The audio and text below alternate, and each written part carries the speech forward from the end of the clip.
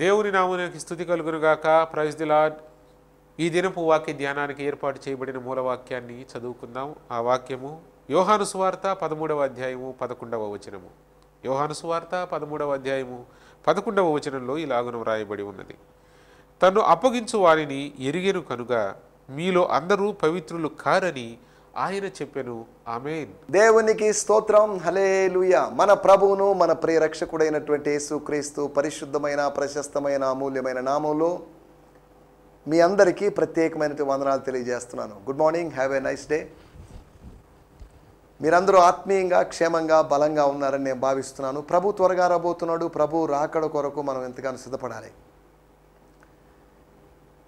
విడిచిపెట్టబడ్డాము అనుకోండి, ఇంతకాలం జీవించినటువంటి ఆత్మీయ జీవితం, ఇంతకాలం చేసినటువంటి సేవ వలన ఎటువంటి ప్రయోజనం లేనట్టే. అదంతా బూడిదలో పోసిన పన్నీర్ అయినట్టే. కనుక ప్రభు త్వరగా రాబోతున్నాడు. నేడో రేపో నా ప్రియుడేసు మేఘాల మీద కేతించునని భక్తుడు పాడినట్లుగా ఆయన ఎప్పుడు వస్తాడో మనకు తెలియదు. దొంగ వలె వస్తాడు, రాత్రి వస్తాడు, మధ్యాహ్నం వస్తాడు, ఎప్పుడు వస్తాడో మనకు తెలియదు. మనం ఎప్పుడు సిద్ధపడి ఉండాలి. దైవజనుడు ప్రతి సత్కార్యమునకు సన్నద్ధుడై ఉండవలను అని రాయబడింది. దైవజనుడే కాదు, దైవజనులు అంటున్నప్పుడు దేవుని ప్రజలనే అర్థం. దైవజనుడు అంటే పాస్టర్ అనే ఉద్దేశంతో కాదు. అదే సమయంలో పాస్టర్కి కూడా ఆ మాట అప్లై చేసుకోవచ్చు. కనుక ఈ దినాల్లో గిడియోన్ మిషన్ చర్చ్ జిఎంసి అనేటువంటి మా స్థానిక మందిరం తరపున మీకు ఆత్మీయ సహకారం అందించడానికి మేము సిద్ధంగా ఉన్నాం.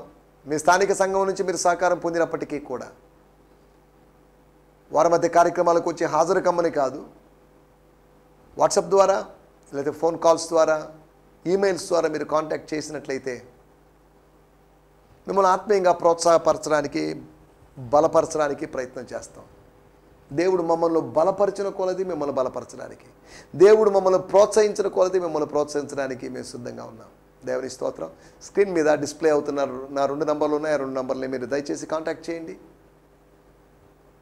Hello brother, praise Lord. మీరు ఎక్కడ వారో, ప్రైజ్ లార్డ్ ఫ్రమ్ నెల్లూరు అనో, ప్రైజ్ లార్డ్ ఫ్రమ్ కావలి అనో, ప్రైజ్ లార్డ్ ఫ్రమ్ గూడూరు అనో, ప్రైజ్ లార్డ్ ఫ్రమ్ ఎక్కడి నుంచో మీరు ఎక్కడి నుంచి అయితే వస్తున్నారో ఆ పేర్లు లేకపోతే ఆ ఊర్ల పేర్లు మెన్షన్ చేయండి. మీ ప్రార్థనా విషయాలు చెప్పండి. మీ కొరకు ప్రత్యేకంగా ప్రార్థన చేస్తాం.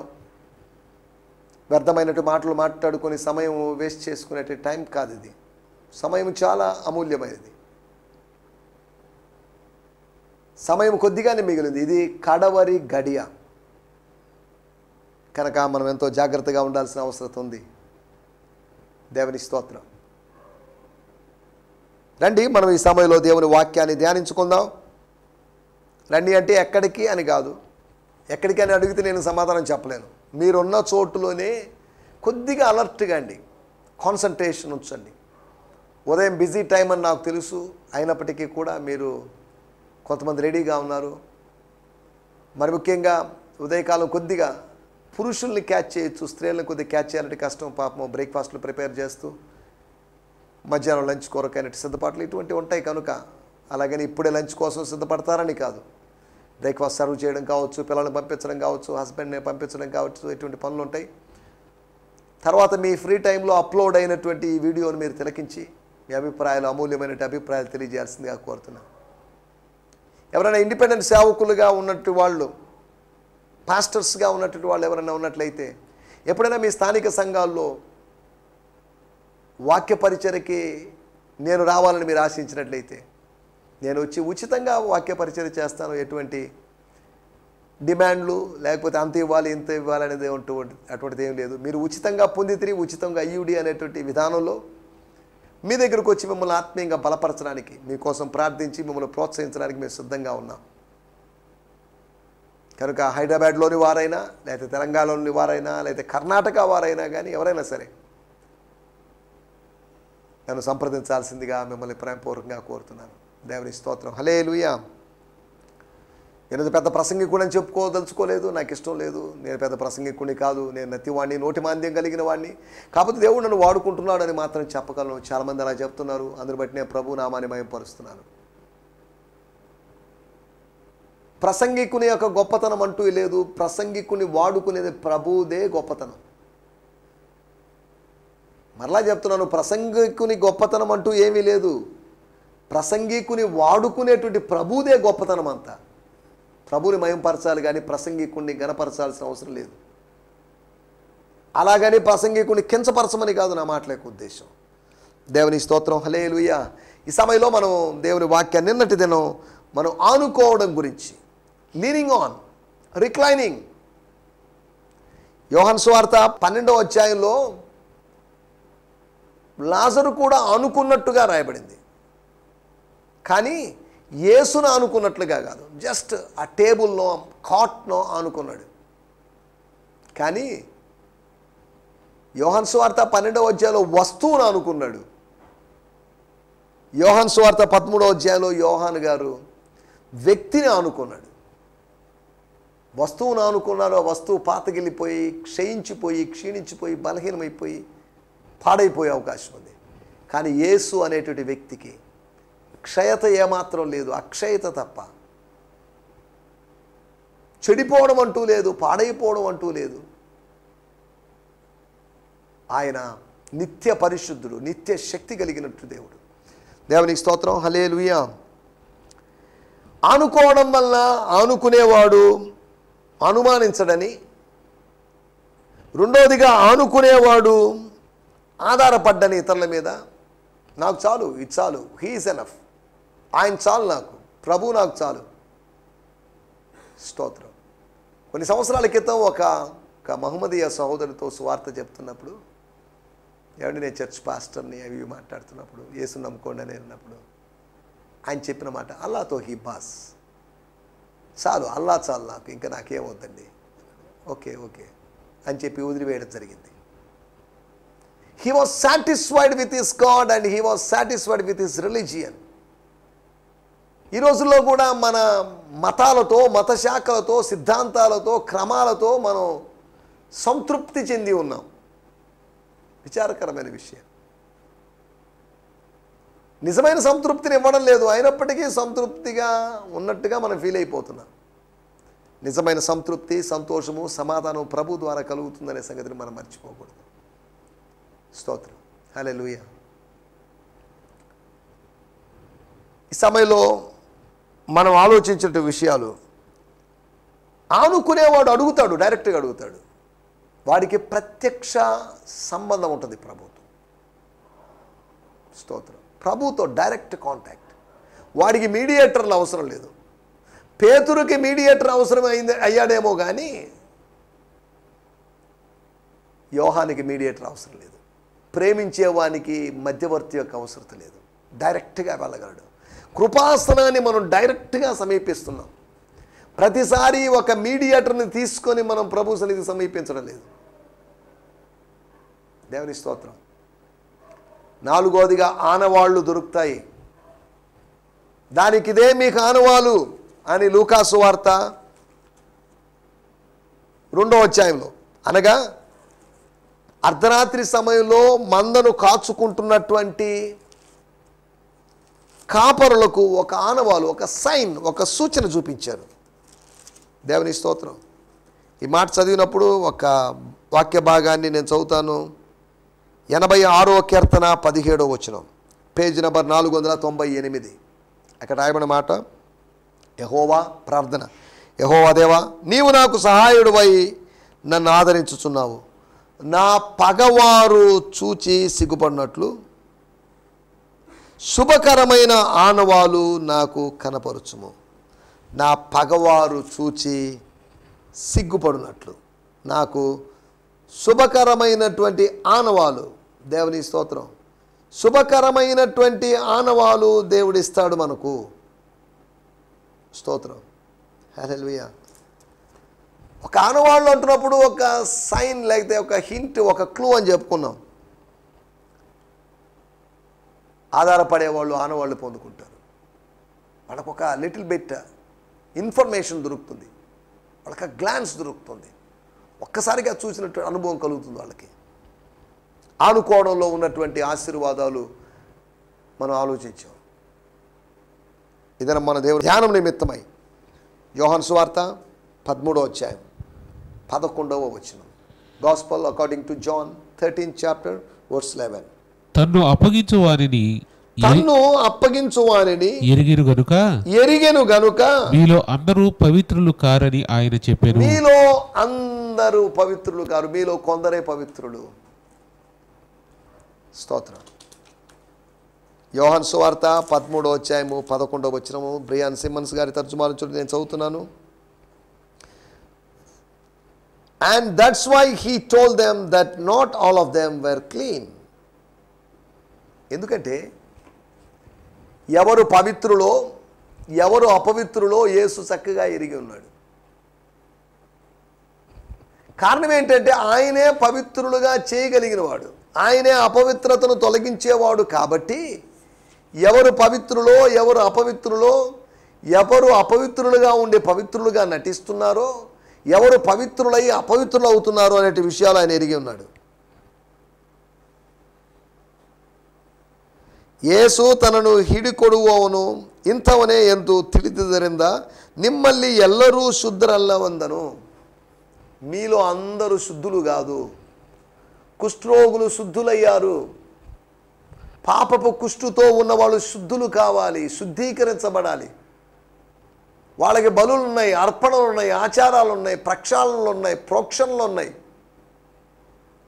అవేవి వాళ్ళని శుద్ధీకరించడం లేదు. యేసు నామములో యేసు వాక్యం ద్వారా మనం శుద్ధీకరించబడతాం, ఆత్మలో శుద్ధీకరించబడతాం. స్తోత్రం, హల్లెలూయా.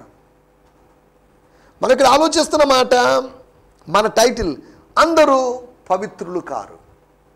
అందరూ అనుకుంటున్నాం మేము పవిత్రం, మేము పవిత్రం, మాకన్నా పలాని వాడేమో పవిత్రుడు కాదు, వాళ్ళకన్నా నేను పవిత్రుణ్ణి, ఆమెకన్నా నేను పవిత్రుణ్ణి, నేనే పవిత్రుణ్ణి, నేనే పవిత్రుణ్ణి అని.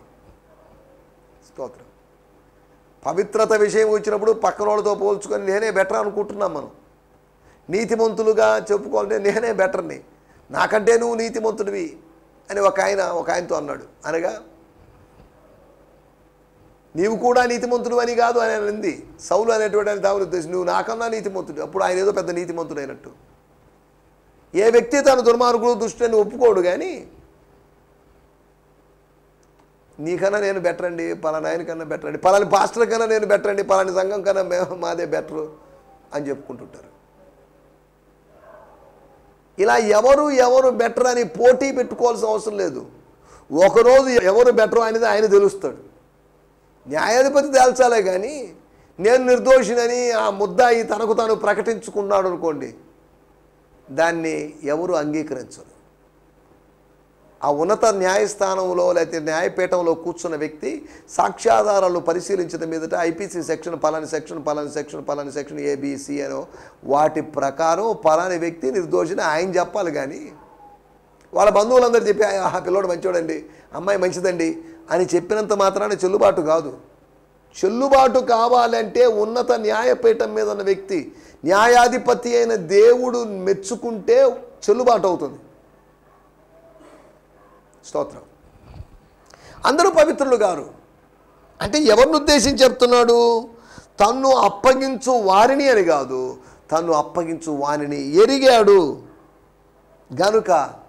స్తోత్రం, హల్లెలూయా. గమనించాలి. యోహాను సువార్త 15వ అధ్యాయం 3వ వచనంలో రాయబడింది, నేను మీతో చెప్పిన మాటను బట్టి మీరిప్పుడు ఇప్పటికిప్పుడే మీరు పవిత్రులై ఉన్నారు. నన్ను వెంబడిస్తున్నారు, పవిత్రతను కోల్పోతున్నారు, పవిత్రతను పొందుకుంటున్నారు, విశ్వాసాన్ని కోల్పోతున్నారు, విశ్వాసాన్ని పొందుకుంటున్నారు.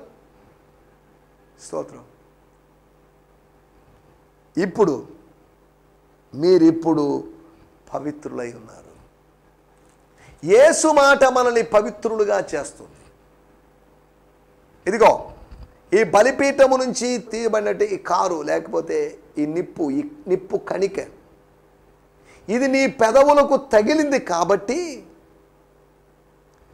అపవిత్రమైన నీ పెదవులు, ఇంతకాలం శాపనార్థం పలికిన నీ పెదవులు, ఇంతకాలం అన్యాయంగా బూతులు మాట్లాడినటువంటి నీ పెదవులు కాల్చబడ్డాయి కనుక పెదవి కాలితే ఎలా మాట్లాడగలడు, పెదవి కాలితే ఎలాగా పరిచర్య చేయగలడు, పెదవి కాలితే ఎలా ప్రవచనం చెప్పగలడు?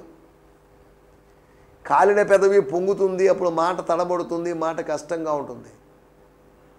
అక్షార్థమైనటువంటి ఒక నిప్పు కణికని తీసుకొచ్చి తాకించండి కాదు, అప్పుడు మంట నొప్పికి అల్లాడతారు. శారీరకమైనటువంటి అటువంటి పీడన హింసకు గురి చేయడం కాదు దేవుని యొక్క ఉద్దేశం.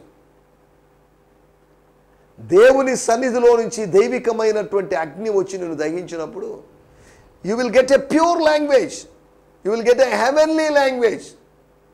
పవిత్రమైన భాషను పొందుకుంటావు, నీ పెదాలు కాల్చబడాలి. స్తోత్రం. హోలీ లాంగ్వేజ్ వచ్చేస్తుంది.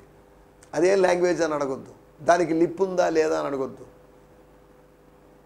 స్తోత్రం. మనం ఆలోచిస్తున్నట్టు మాట, అందరూ పవిత్రులు కాదు. పవిత్రులు కాకపోవడానికి కారణం ఏంటి? అందరూ పవిత్రులుగా ఉండడం ఆయనకి ఇష్టం లేదా?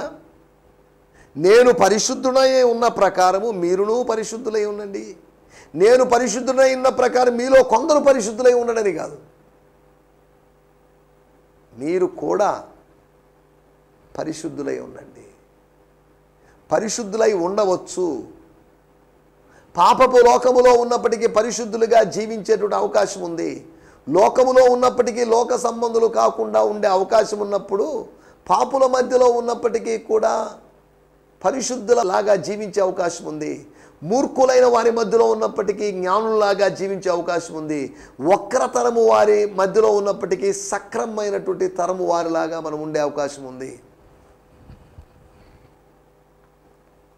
దేవుని స్తోత్రం. హల్లెలూయా. మనం ఆలోచిస్తున్న విషయాలు చూడండి. మీరు పవిత్రులై ఉన్నారు, మనం పవిత్రులుగా ఉండాలి. మొదటి తెస్సలోనిక పత్రిక, మనం పవిత్రులుగా ఉండుటయే దేవుని చిత్తం. It is God's will that we should be holy. పరిశుద్ధమైన పాత్రగా ఉండాలి. మురికి పట్టినటువంటి శుభ్రపరచబడినటువంటి పాత్రగా ఉన్నట్లయితే అది వాడుకోవడానికి పనికిరాదు. ఆ పాత్రని అంటు గిన్నె అంటున్నాం. దానికి శుద్ధీకరణ అవసరం. శుద్ధీకరణ అవసరమని వెలుపల మాత్రం శుద్ధీకరణ చేసుకుంటే కాదు, ముందు లోపల శుద్ధీకరణ చేసుకుంటారా బాబు అన్నాడు పరిసయ్యులు శాస్త్రులు ఉద్దేశించి ప్రభు, యూదా మత బోధకులను ఉద్దేశించి.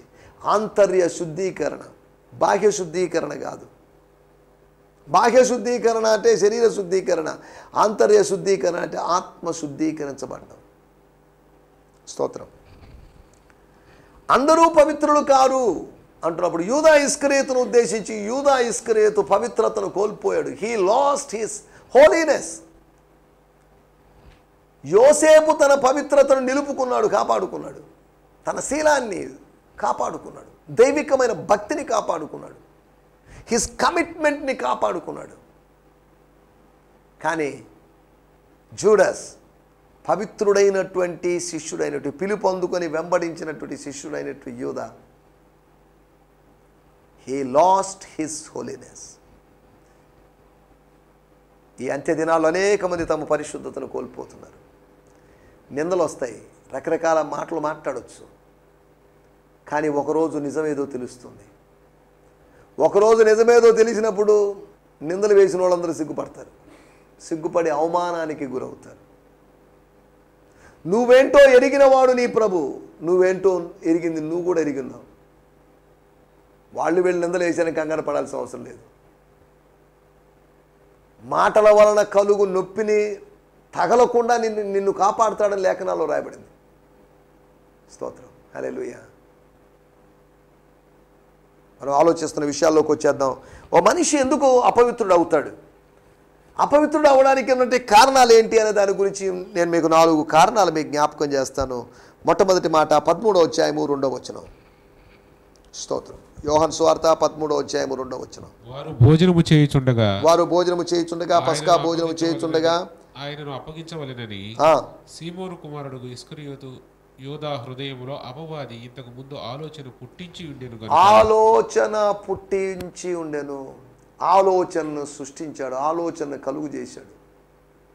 మనసు పొరల్లోకి ఒక ఆలోచన తీసుకొచ్చాడు.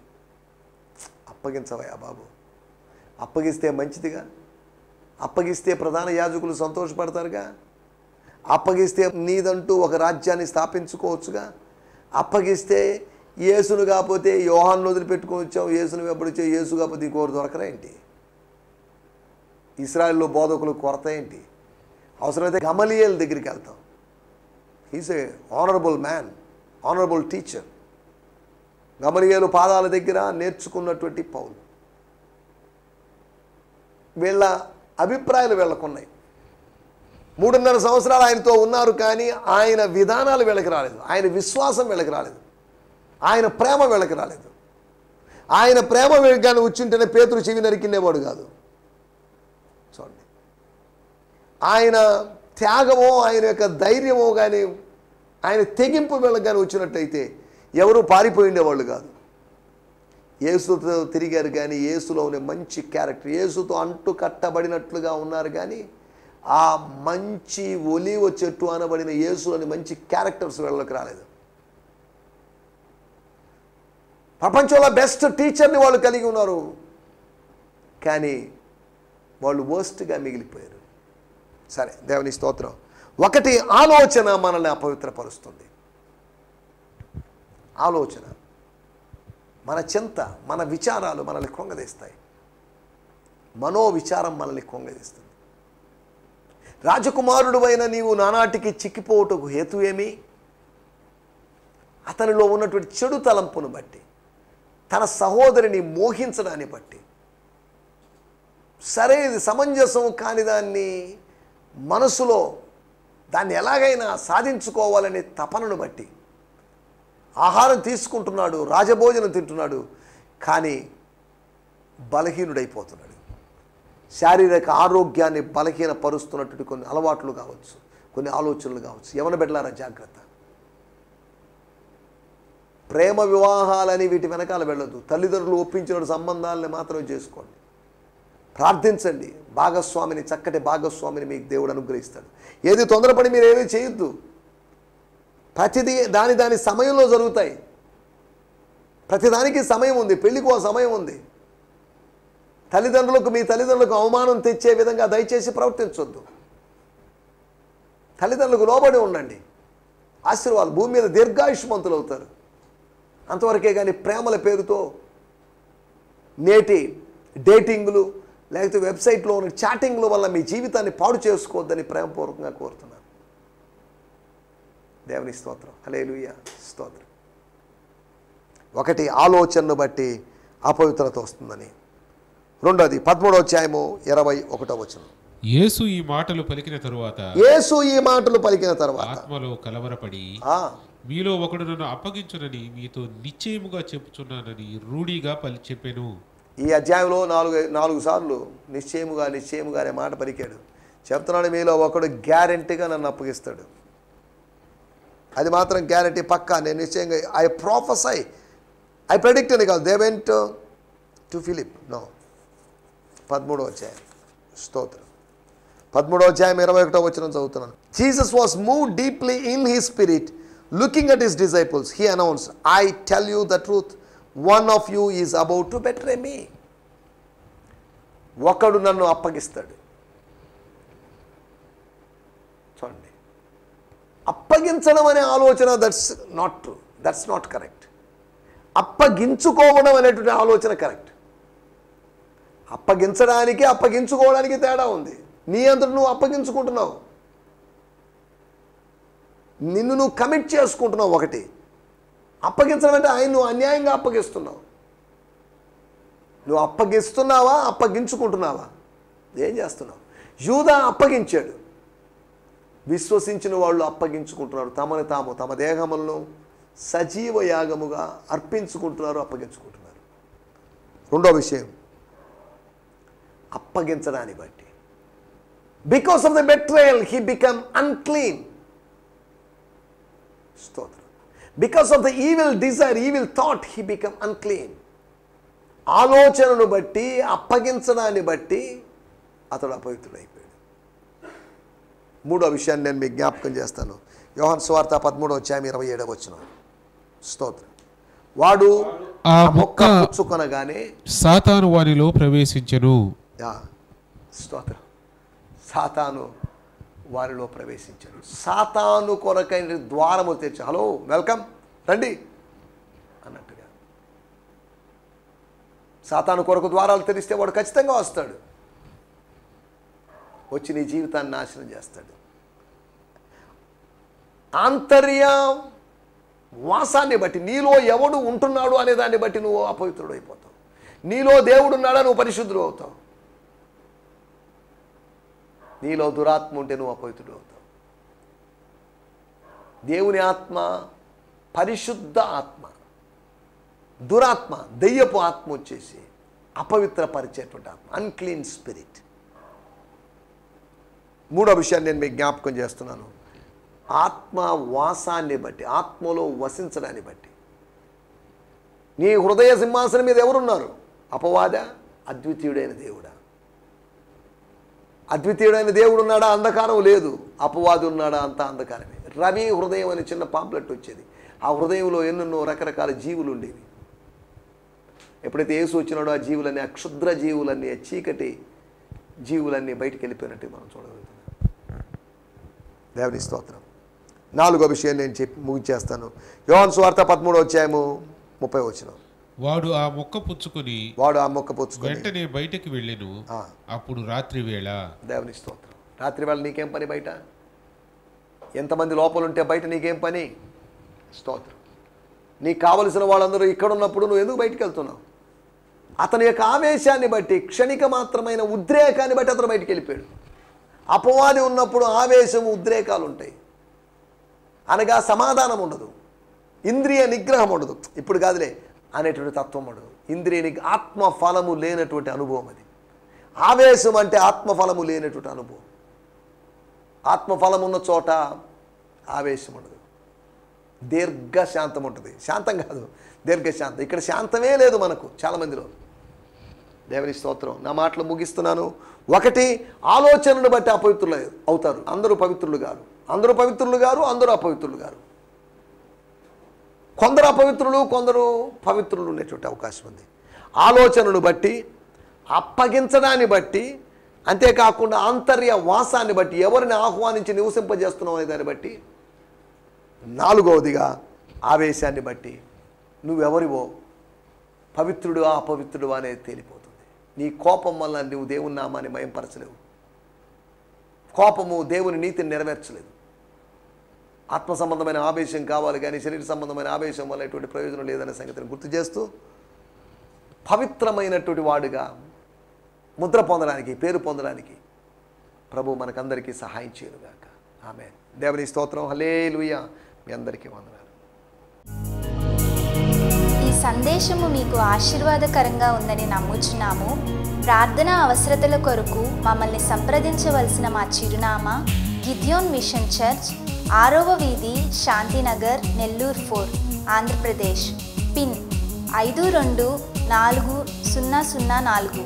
మా ఫోన్ నంబర్లు 7036443613 మరి ఒక నంబర్ 9392293010.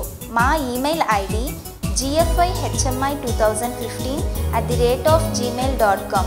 దేవుడు మిమ్మును ఆశీర్వదించునుగాక. ఆమేన్.